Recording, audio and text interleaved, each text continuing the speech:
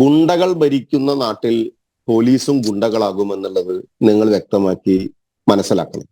അതായത് ഗുണ്ടാരാജ് നടപ്പിലാക്കാൻ വേണ്ടി നടത്തിയിട്ടുള്ള ശ്രമങ്ങളുടെ തലവനായിട്ടുള്ള ഒരു വ്യക്തി ആഭ്യന്തര വകുപ്പ് കൈകാര്യം ചെയ്യുമ്പോൾ ആ ആഭ്യന്തര വകുപ്പ് കൈകാര്യം ചെയ്യുന്നവരുടെ കീഴിൽ നിൽക്കുന്ന ഉദ്യോഗസ്ഥന്മാരൊക്കെ അങ്ങനെയാവണമെന്നേ.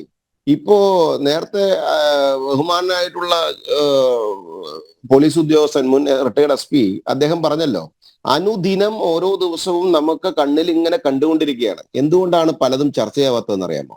ഇതിനകത്തുള്ള പോലീസ് സംവിധാനവും ഗുണ്ടാ സംവിധാനവും ഭരണ സംവിധാനവും ചില മാധ്യമ പ്രവർത്തകരും കൂടിയിട്ടുള്ള സഹായ മുന്നണി കാരണമാണിത് പലതും വിഷയമാകാത്തത്. പത്രമാധ്യമങ്ങളിൽ എന്നും വരുന്നുണ്ട്. ഇന്നതേ രണ്ട് ഭാര്യമാരെ ഭർത്താക്കന്മാർ വെട്ടിക്കൊന്നിട്ടുണ്ട്, ഒരു സ്ഥലത്തും മറ്റു സ്ഥലത്തുമായിട്ട്. അങ്ങനെ എത്രയെത്ര പ്രശ്നങ്ങൾ നടക്കുന്നു. ഗുണ്ടാക്രമണം, കഞ്ചാവ്, ഇതൊക്കെ നമ്മൾ മനസ്സിലാക്കേണ്ട ഒരു കാര്യമാണ്. ഇതിനൊന്നും നടപടിയെടുക്കാൻ സാധ്യമാകാതെ പകച്ചു നിൽക്കുന്ന ആഭ്യന്തര വകുപ്പിനോട് നമ്മൾ ഇനി എന്താണ് ചെയ്യുന്നത്? ജനങ്ങൾ തെരുവിലേക്ക് ഇറങ്ങും, ജനങ്ങൾ ഇവരെ പിടിച്ചു കിട്ടും. ഈ പോലീസ് ഉദ്യോഗസ്ഥർ വിചാരിച്ചാൽ ഒരു ചൂക്കും ചുണ്ണാമ്പും നടക്കാൻ പോകുന്നില്ല. കാരണം എന്താണെന്നറിയോ? അവരുടെ മൂത്താപ്പന്മാർ ഇവരുമായിട്ട് ബന്ധമുണ്ടാവും. മോഹൻസൺ മാവുങ്ങളുടെ അവിടെ പോയിട്ട് വടിയും പിടിച്ചിട്ട് ഡാൻസ് കളിച്ച പോലീസ് തലവനെയും നമുക്കറിയാം, അതിന്റെ തൊട്ട് കീഴിലുള്ള ആൾക്കാരെ അറിയാം. പിന്നെ അതിന്റെ കീഴിലുള്ളവരെ എങ്ങനെ നൽകുന്നു? പട്ടിക ഉത്തരം വളഞ്ഞു കഴിഞ്ഞാൽ പരിപൂർണമായി പട്ടികയും വളയും, ഒരു സംശയവും വേണ്ട.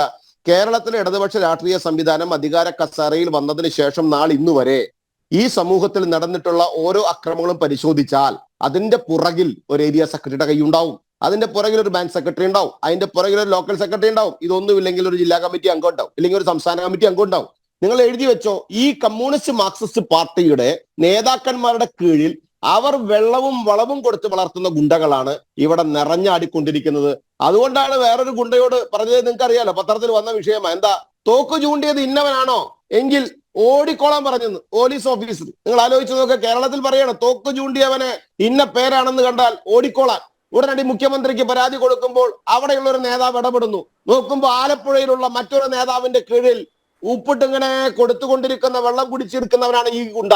സ്വാഭാവികമായിട്ട് ആ ഗുണ്ട ഒന്ന് പിൻവലിപ്പിക്കാൻ ഈ നേതാവിനോട് വിളിച്ചു പറയുന്നു, പോലീസ് ഒന്നും അല്ലെന്നേ, നിയമ സംവിധാനവും പോലീസും ഒന്നും കേരളത്തിൽ ഒന്നുമല്ല.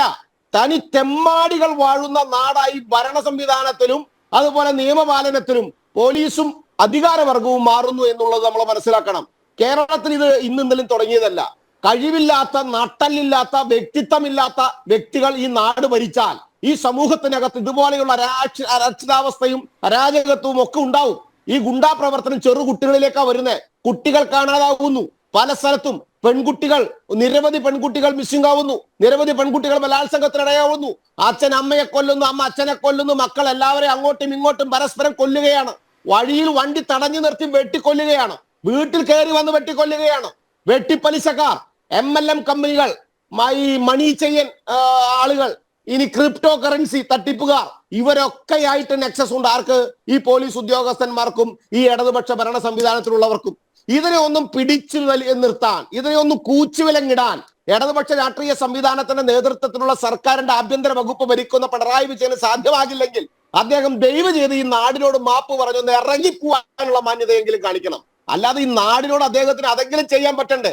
വേറെ ഒന്നും ആളെ കൊണ്ട് ചെയ്യാൻ പറ്റുന്നില്ല. പക്ഷെ ഈ ജനങ്ങൾ പരസ്പരം തമ്മിത്തല്ലി നശിക്കുക, അവരെ കൊല്ലുക, അവരെ ഭീഷണിപ്പെടുത്തുക, ബോംബെറിയുക, ഇതിനെയൊക്കെ ഒരു നാണവുമില്ലാതെ അതിനൊക്കെ അംഗീകരിച്ച് നാളെ മീറ്റിംഗ് നടത്തുന്നുണ്ടത്രേ.